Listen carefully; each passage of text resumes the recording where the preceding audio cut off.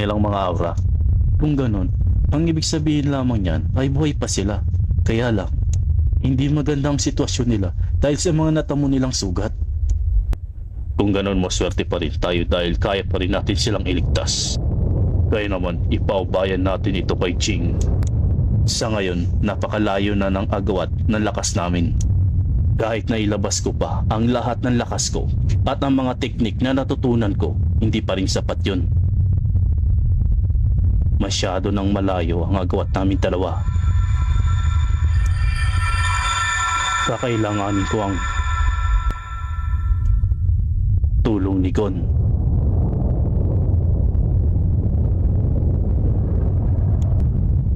Pero aasahan ko yun.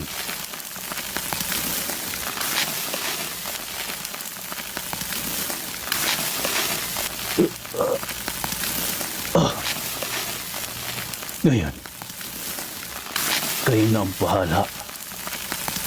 Jing at Gon. Wala na ring lakas at sapat pa lumaban. Sisik. Alam kong magagawa niyo.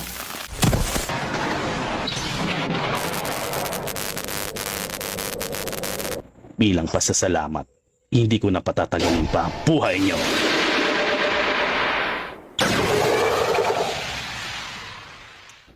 Ngayon, hindi na ikaw ang hari ng lugar na ito dahil tuluyan ka nang mawawala, Don Pricks!